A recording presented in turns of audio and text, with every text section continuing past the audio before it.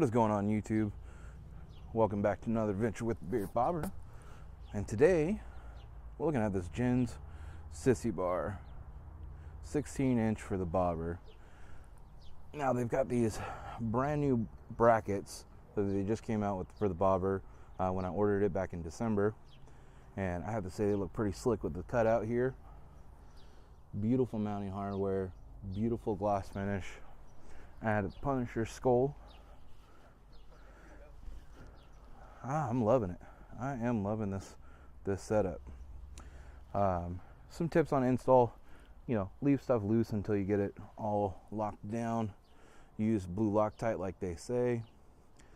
The only tip I'm going to give is with the reel for me is I have the saddlebag here, so it does push it out a little bit, but not too much, because normally this would go inside here, but with the washers and the bracket, it's got to come out. So you got to do a longer bolt throughout here.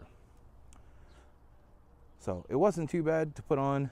I'm not a fan of the way the Indians set up this fender and bracket system as it is, because it creates a lot of bullshit when you're doing the Corbin seat and the saddlebag in general. But really digging the look. And I also got this guy.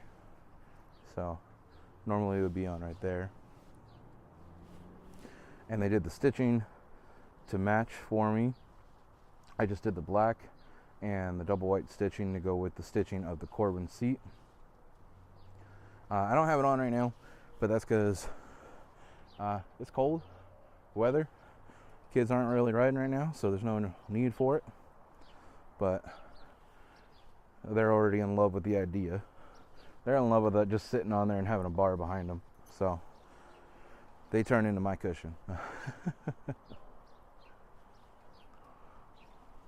But definitely go check out Ginz Choppers on Instagram and their website. I know they got a new website coming out next month that's supposed to be even better.